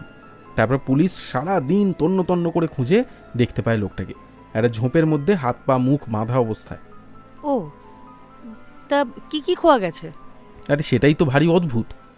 এখানকার ম্যানেজার সাহেব গ্যালারি ঘুরে দেখেছেন, কিছুই নাকি চুরি যায়নি। তাই বুঝি? চোর তাহলে এলো কেন? গড নোজ, পুলিশও তো অবাক। তা কে বললো তোমায় এত সব? সিকিউরিটির লোক, সে বেচারা তো জোর ঘাবড়েছে। খুঁচিয়ে তবে জানতে হলো ভেতরে নাকি পুলিশের বড় অফিসার আছেন। ম্যানেজার সাহেবের সঙ্গে তার বাতচিত চলছে এখন। আর কি, গ্যালারি আজ বন্ধ। চলো আমরাও কাটি। ছবিগুলো তাহলে দেখা যাবে না? উপায় নেই অবনীদা, ওরা নাকি ভিজিটের অ্যালাউ করছে না। আমাদের আগে 3-4টে গাড়ি এসছিল, তারাও ব্যাক করেছে। আমি একবার ট্রাই নিয়ে দেখবো। লাভ নেই, চৌকাঠও পেরোতে পারবি কিনা সন্দেহ। তবু দেখি না, এসো তো সঙ্গে। দোতলা বাড়িটার দিকে এগোলো মিতিন। টুপুর পার্থও চলেছে পিছু পিছু। যেতে যেতে বাড়িটাতে চোখ বোলাচ্ছিল টুপুর। বেশ বড় সড়ো, পুরনো, তবে বোঝা যায় যে রক্ষণাবেক্ষণ ভালো। বারান্দায় উঠেই প্রকাণ্ড দুয়ার, সেটা বন্ধ। মাথায় প্লেট সাঁটা নিকলাস রোয়ারিক হল। 3-4 জন উর্দিধারী ঘোরাফেরা করছে বারান্দায়। তাদের গ্রাহ্যের মধ্যে না এলে মিতিন সোজা অফিসের দরজায়। May I come in? Why, দেখতে পাচ্ছেন না আমরা এখন ব্যস্ত? সেই জন্যই তো আসতে চাইছি। আমি বোধহয় আপনাদের কিঞ্চিত সাহায্য করতে পারি। তাই নাকি? বেশ, আসুন। ছিমছাম আধুনিক অফিস ঘর, কাঁচের টেবিল, কম্পিউটার, রিভলভিং চেয়ার শোভিত। দেয়ালে বেশ কয়েকটা ফটোগ্রাফ, 3 দাড়িওয়ালা সাহেব, এক স্বর্ণকেশী মেম আর রূপসী দেবিকা রানী। টুপুর আন্দাজে বুঝে নিল কালো টুপি পরা সাধু সাধু চেহারার মানুষটি নিশ্চয়ই নিকোলাস রোয়ারিক। বাকি 2 জন সম্ভবত তার ছেলে, আর সোনালি চুল শ্বেতাঙ্গিনী নিকোলাসের স্ত্রী হেলেনা। ঘুরন চেয়ারে কপালে হাত চেপে বসে মধ্যবয়সী ম্যানেজার সাহেব। উল্টো দিকে এক আইপিএস, ফর্সা শক্তপোক্ত চেহারা, সরু গোঁফ, নিখুঁত কামানো গাল, বয়স বছর 40। তিনি বললেন, শুনি আপনাদের বক্তব্য। একটু সময় লাগবে। বসতে পারি আমরা? নিশ্চয়ই। আমার নাম প্রজ্ঞা পারমিতা মুখার্জি, সঙ্গে আমার হাজব্যান্ড আর বোনঝি, আর বাইরের গাড়িতে আমার দিদি, জামাইবাবু আর ছেলে রয়েছে। আমরা কুলু মানালি বেড়াতে এসেছি। ওকে, ওয়েলকাম টু আওয়ার ভ্যালি। আমি কুলুর এসপি আশুতোষ শাহ। নাও প্রসিড। শুনলাম কাল রাতে কেউ বা কারা এখানে এই গ্যালারিতে হানা দিয়েছিল। ইয়েস, থ্যাঙ্ক গড কিছু চুরি যায়নি, তবে ঘটনাটায় আমরা বিশেষ বিচলিত। আমিও, কারণ আমার মনে হচ্ছে আপনাদের ধারণাটা সঠিক নয়। মানে? 1 সেকেন্ড বলি ঢাউস ব্যাগখানা খুলল মিতিন। পেনড্রাইভটা বের করে আশুতোষকে বাড়িয়ে দিয়ে বলল, এই নিন, আপনি কি এটা একটু চালাবেন? কি আছে এতে? একবার ওপেন করে দেখুন, আই ইনসিস্ট। ম্যানেজারকে পেনড্রাইভখানা দিলেন আশুতোষ। অন করা হলো কম্পিউটার। যথাস্থানে পেনড্রাইভ লাগানোর পর ছবির ঝাঁক ফুটে উঠেছে মনিটরে। ম্যানেজার বললেন, এ তো নিকোলাস সাহেবের পেন্টিং। গ্যালারিতে নিকোলাস সাহেবের কটা পেন্টিং আছে? 37টা। এখানে দেখুন, 37খানা ছবিই আছে। হ্যাঁ, তাই তো। ভালো করে দেখুন, 37টার মধ্যে 3খানা আলাদাভাবে চিহ্নিত করা আছে উইথ ক্রস মার্ক। হ্যাঁ, তাই তো। আপনি কি অনুগ্রহ করে ওই 3টে পেন্টিং আর একবার চেক করে আসবেন? ম্যানেজার ভ্যাবাচেকা খাওয়া মুখে তাকিয়ে একবার মিতিনকে দেখছেন আর একবার আশুতোষকে। আপনি ঠিক কি সন্দেহ করছেন বলুন তো ম্যাডাম? আর একটিবার দেখেই আসুন না প্লিজ। চলুন, আমিও সঙ্গে যাচ্ছি। এই জোর একটা ঢিল শুনে দিল তো। হ্যাঁ, লাগে তুক না লাগে তাক। নো স্যার, দুয়ে দুয়ে 4 হয়, কখনোই 5 হয় না। 1 মিনিট গেল, 2 মিনিট গেল, 5 মিনিট গেল। চোরা টেনশনে ছটফট করছিল টুপুর, আর বসে থাকতে পারল না। উঠে গিয়ে ফটোগ্রাফগুলো দেখছে কাছ থেকে।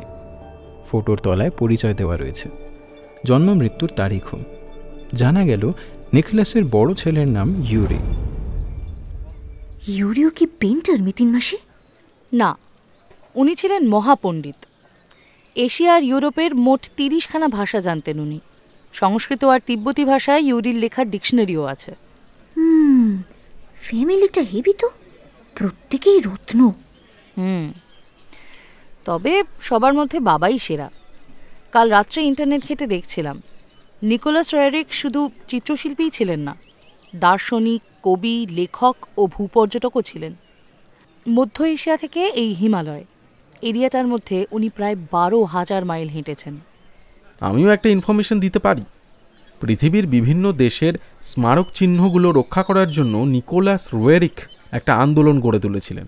পরে ওই ব্যাপারে একটা আন্তর্জাতিক চুক্তি হয়, রোয়েরিক প্যাক্ট। সত্যি কুলুতে না এলে এত খবর। বাক্য শেষ হলো না, হুড়মুড়িয়ে ঘরে ঢুকেছেন ম্যানেজার। আশ্চর্য কাণ্ড, আশ্চর্য কাণ্ড। Please calm down sir, please calm down. কি দেখেছেন আমাকে বলুন। 3খানা ছবি বদল হয়ে গেছে। পিছন থেকে ফ্রেম খুলে কেউ আসলি পেন্টিং হাটিয়ে নকলি ছবি পুড়ে দিয়েছে। আমি বুঝতে পারছি না আমি কি করব। আমার মনে হচ্ছে আমার সুইসাইড করা উচিত। আহা, আপনি এত ভেঙে পড়লে কি করে চলবে? Please steady. আপনি মন স্থির করুন, মনকে শক্ত করুন আর ভবিষ্যৎ স্থির করুন। আশুতোষ দরজায় দাঁড়িয়েছিলেন, আস্তে আস্তে চেয়ারে এসে বসলেন। তীক্ষ্ণ চোখে দেখছেন মিতিনকে। আপনি পেন ড্রাইভটা কোত্থেকে পেলেন? কুল্লুর একটা প্রাইভেট কটেজে, যেখানে আমরা উঠেছিলাম। আগে যারা ছিল তারাই ফেলে গিয়েছিল, সম্ভবত ভুল করেই। পেন ড্রাইভ দেখে আপনি বুঝে ফেললেন এখানে ছবি চুরি হবে? না না, তবে একটা কোনো গড়বড় হতে চলেছে এটা আমি অনুমান করেছিলাম। আশ্চর্য অনুমান শক্তি তো। আপনি কি করেন বলুন তো? সিবিআই টিবিআইতে আছেন নাকি? তবে প্রায় ওই ধরনেরই কাজ। এই নিন আমার ভিজিটিং কার্ড, এতে আমার পেশা লেখা আছে। Detective agency, third eye. আপনি চোর ডাকাত ধরে বেড়ান?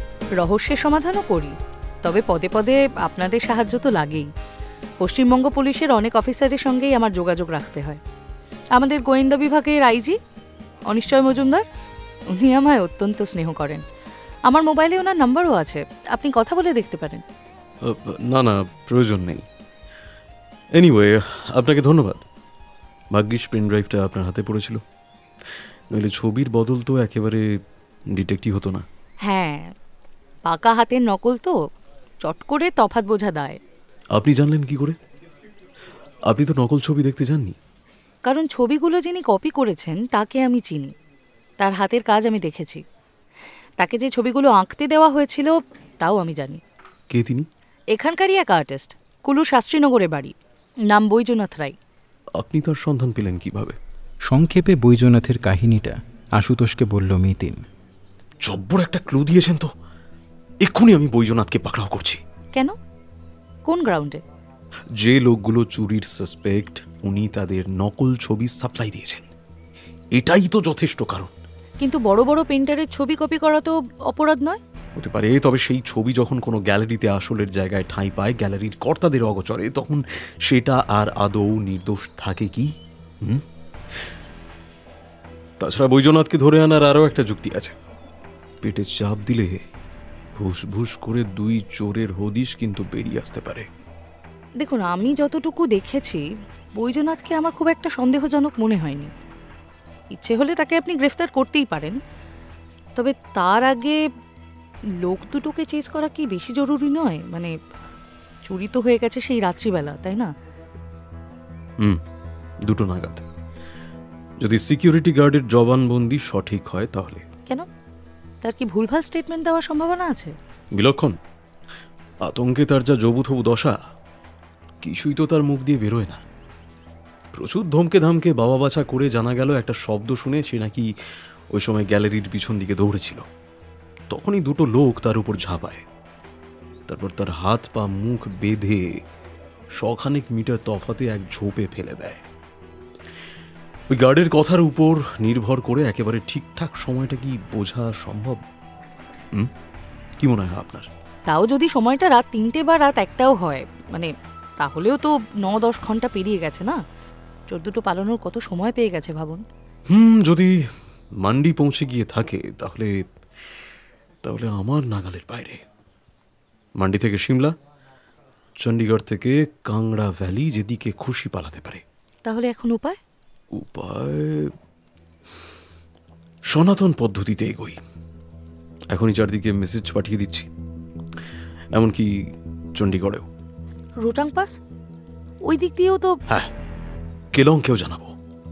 সর্বত্র রেড অ্যালার্ট জারি হয়ে যাক। পথে প্রতিটি গাড়ি চেক করুক পুলিশ।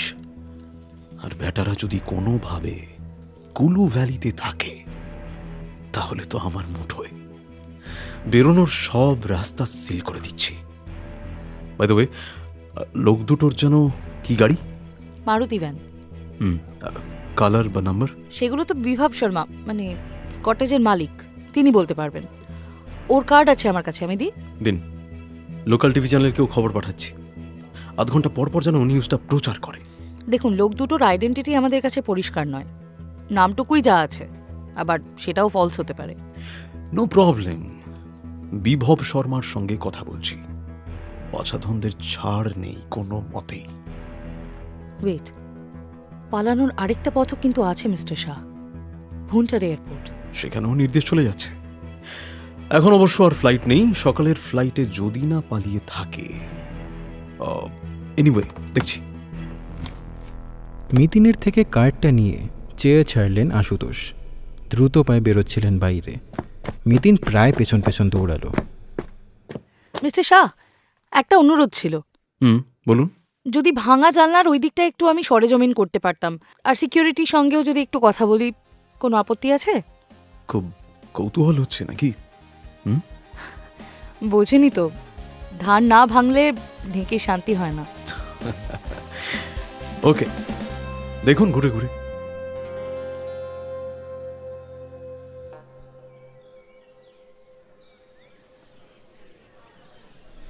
রোয়ারিক শিল্প প্রদর্শনশালার সামনের প্রাঙ্গণে এখনও পুলিশের জটলা।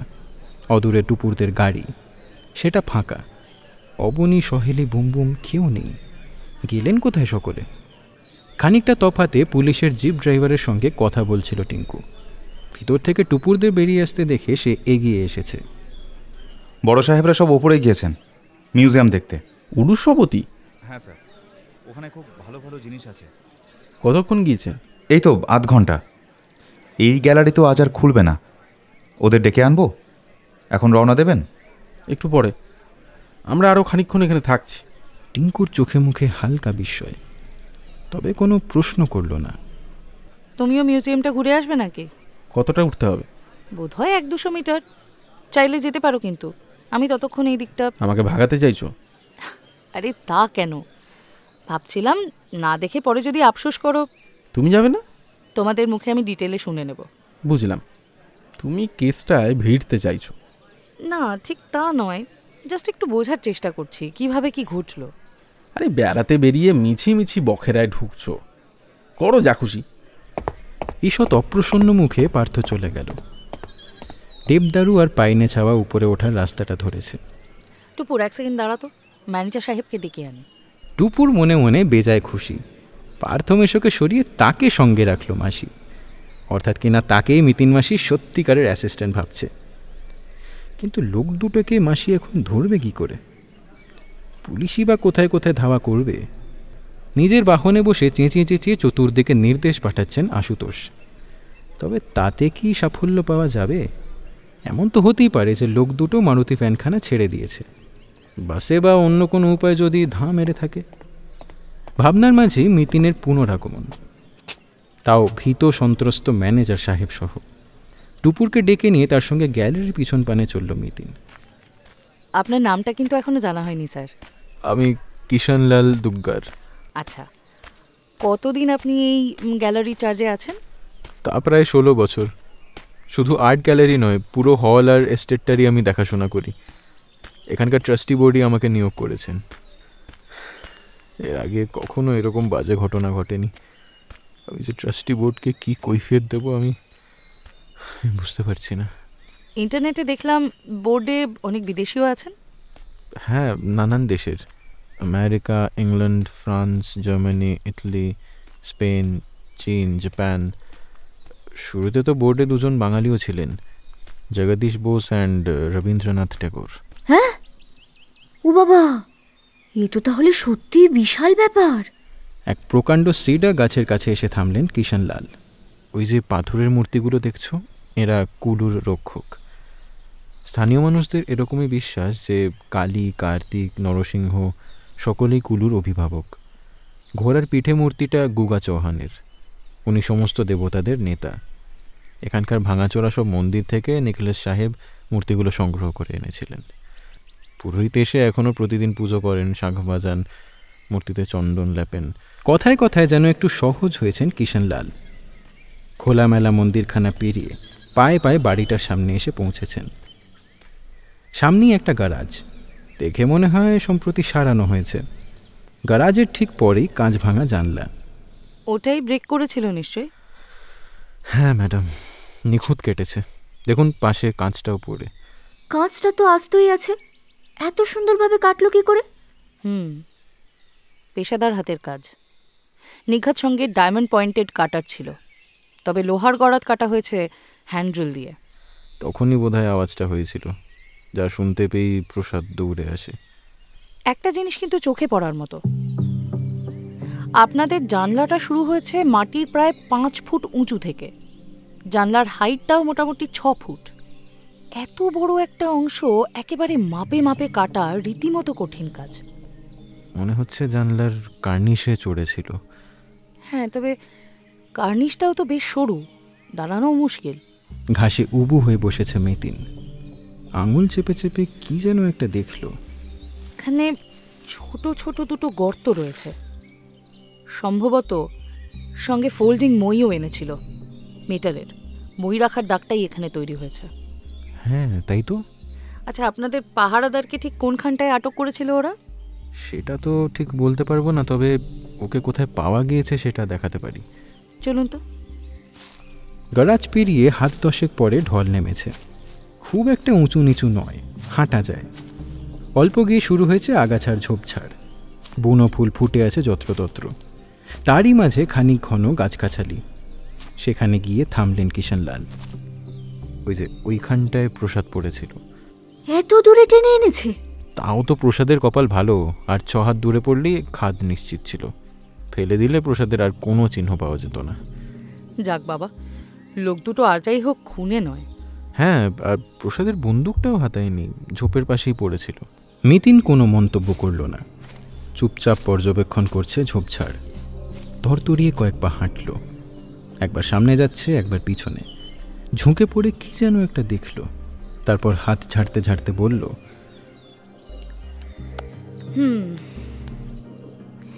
এবার আপনাদের প্রসাদের সঙ্গে একটু কথা বলা যাক, চলুন।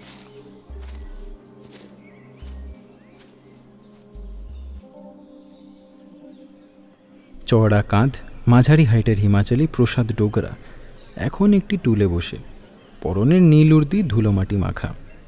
কেমন যেন ঝিমোচ্ছে মাথা নামিয়ে। তার পাশে দাঁড়িয়ে এক বন্দুকধারী। পাহারাদারদের ঘরটাতে ঢুকে মিতিন কিছুক্ষণ স্থির চোখে জরিপ করল এই প্রসাদ ডোগরাকে। এই যে প্রসাদজি, শুনছেন? বছর 50-এর মানুষটি মুখ তুললেন, অতি কষ্টে চোখ খুলে বললেন, আমাকে ডাকছেন? হ্যাঁ, আপনার সঙ্গে একটু গল্প করব যে।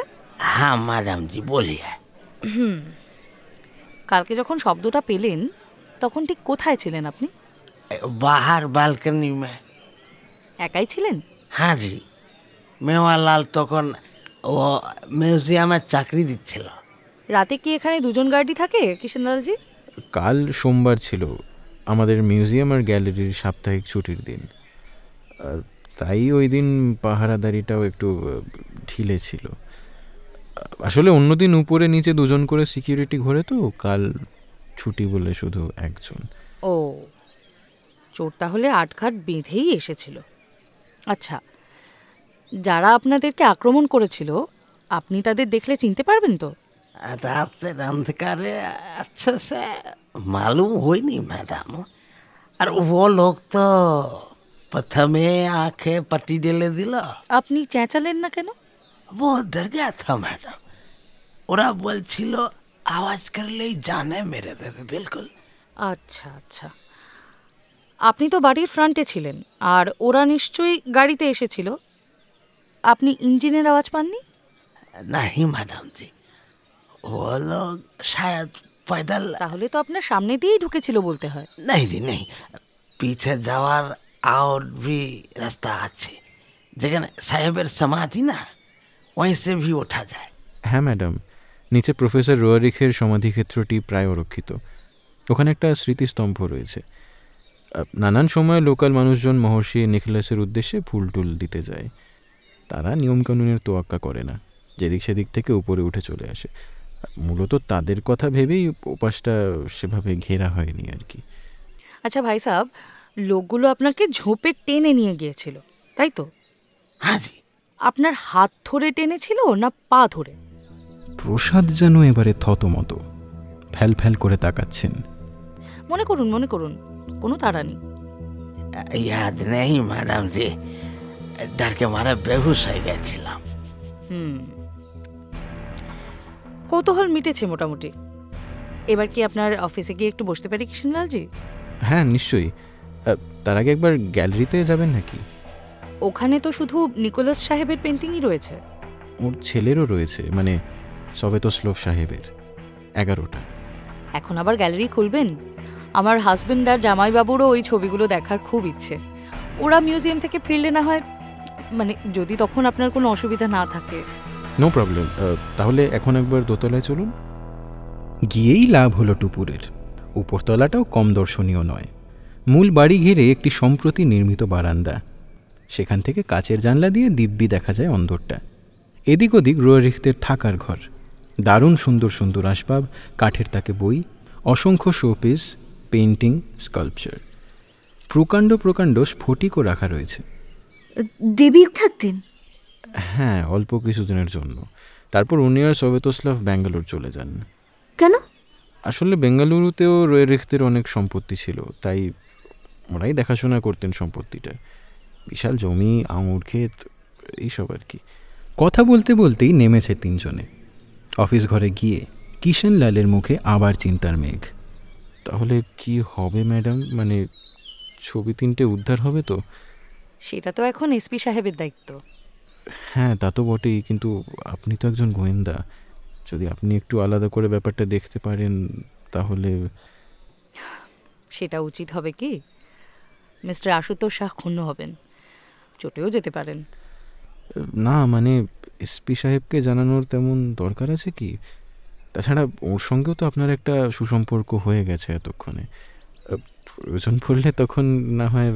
কিষণলাল দরজার দিকে এক ঝলক তাকিয়ে নিয়ে বললেন, আসলে কি জানেন ম্যাডাম, পুলিশের ওপর আমাদের তেমন আস্থা নেই। ওরা যতটা গর্জায় তত বর্ষায় না। তাই বলছিলাম। দেখি আপনাকে কতটুকু সাহায্য করতে পারি। প্লিজ ম্যাডাম, আপনার মুভমেন্ট বলে দিচ্ছে যে আপনি কতটা এফিশিয়েন্ট। প্লাস ঘটনাটা ঘটার আগে থেকেই আপনি যখন ব্যাপারটা গেস করেছিলেন, আসলে 3খানা রোয়ারিখ সাহেবের পেন্টিং তো ইন্টারন্যাশনাল মার্কেটে যে কত দাম কে জানে। হয়তো 5 কোটি বা 10 কোটি বা হয়তো তার চেয়ে অনেক অনেক বেশি। কিছু মনে করবেন না মিস্টার দুগার, এমন মূল্যবান জিনিসকে আপনারা এত হেলাফেলা করে রেখেছেন কেন? আরেকটু টাইট সিকিউরিটির বন্দোবস্ত করা উচিত নয় কি? আরেকটা আশ্চর্যের ব্যাপার, গ্যালারি থেকে যে কেউ পেন্টিংয়ের ফটো তুলে নিতে পারে। সেটা তো ইন্টারনেটেই দেওয়া আছে ম্যাডাম। পেন ড্রাইভের ফটোগুলোর কোয়ালিটি একেবারেই আলাদা। দেখেই বোঝা যায় অতি উচ্চমানের প্রফেশনাল ডিজিটাল ভিডিও ক্যামেরায় তোলা। হ্যাঁ সেটা অবশ্য সম্ভব নয়, তবে পেশাদার ক্যামেরায় ফটো তোলার অনুমতি আমরা দিই না। ওই পারমিশন দেওয়ার মালিক হিমাচল প্রদেশের সরকার কিংবা মস্কোর ইন্টারন্যাশনাল সেন্টার অফ দ্য রোয়ারিক্স। বছরে 2-4 জনের বেশি ওই ধরনের ক্যামেরা নিয়ে তেমন একটা কেউ আসেও না, অধিকাংশই বিদেশি। তা গত 2-1 বছরে যারা ফটো তুলে নিয়ে গিয়েছেন তাদের তালিকা আপনার কাছে আছে? অবশ্যই, আমি নিয়মিত রেজিস্টার মেনটেন করি। কাইন্ডলি যদি লিস্টটা আমাকে একটু দেখান। হ্যাঁ নিশ্চয়ই, এ তো আর তেমন কিছু গোপনীয় নয়। উঠে মেটে আলমারিটা খুলে একটা লম্বা বাঁধানো খাতা নিয়ে এলেন কিষানলাল। এতেই আছে সিরিয়ালি। শেষ থেকে শুরু করল মিতিন। হঠাৎই চোখের মনি স্থির, পরক্ষণে দৃষ্টি স্বাভাবিক। কিষানলালকে রেজিস্টার ফেরত দিল। আলমারিতে খাতাখানা তুলছেন কিষানলাল, ফের আশুতোষের আবির্ভাব। ও, আপনি এখনো জাননি? আমার টিম উপরের মিউজিয়ামে, তারা ফিরলেই। এবার কোথায় প্ল্যান? মানালি নাকি? তেমনই তো ইচ্ছে। যান, এনজয় দ্য ট্যুর। এদিকে আমি ততক্ষণ 2 ওস্তাদকে তাড়া করি। স্ট্র্যাটেজি রেডি, বন্দোবস্ত কমপ্লিট। শুধু প্রাইভেট গাড়ি নয়, কুলু থেকে বেরোনোর বাস, ট্রাক সব চেক করতে বলেছি। যাই, এবার কুলু যাত্রা করি। ওই বৈজনাথ রায়কে ঝটপট কবজা করতে হবে, নইলে তিনি আবার কখন উধাও হয়ে যান। একটা সাজেশন রাখবো এসপি সাহেব। বলুন। বৈজনাথ চেয়ে ভালো পোর্ট্রেট আঁকেন, যদি তাকে দিয়ে লোক দুটোর স্কেচ করিয়ে নেন। ওটা তো ঘাড় ধরে করাবো, তবে বৈজনাথের স্কেচের উপর কি পুরোপুরি নির্ভর করা যায়? তিনি যদি নিজেই অপকর্মে যুক্ত থাকেন তাহলে তো ভুলভাল ছবি এঁকে আমাদের মিসগাইডও করতে পারে, তাই না? না মিস্টার শাহ, বৈজনাথজি বোধ হয় এতটা খারাপ লোক নন। আপনি কথা বললেই বুঝবেন। ডিটেকটিভের সার্টিফিকেট ধরুন তাই। আরেকটা কথাও বলতে পারি, প্রসাদ নামক পাহারাদারটিকে আরেকবার কড়া করে জেরা করুন, হয়তো আরো কিছু তথ্য পাবেন। বলছেন? তাহলে এটাকে তুলেই নিয়ে যাই। আর জাস্ট একটা রিকোয়েস্ট, আপনার মোবাইল নাম্বারটা যদি দেন। আচ্ছা বেশ, লিখে নিন। হ্যাঁ বলুন। মোবাইলে নাম্বারটা সেভ করছিল মিতিন। তীর বেগে ঘরে বুম বুমের প্রবেশ। কি গো মা, চলো। আর কতক্ষণ এখানে থাকবে? আলতো করে ছেলের চুল ঘেঁটে দিল মিতিন। তো তোদের ঘোরাঘুরি কমপ্লিট? এবার কি খিদে পেয়ে গেছে নাকি? খিদে শব্দটা বুঝি নাড়িয়ে দিল টুপুরকে। উত্তেজনায় টেরই পায়নি এতক্ষণ। সত্যি পেট বড় চুঁচুই করছে।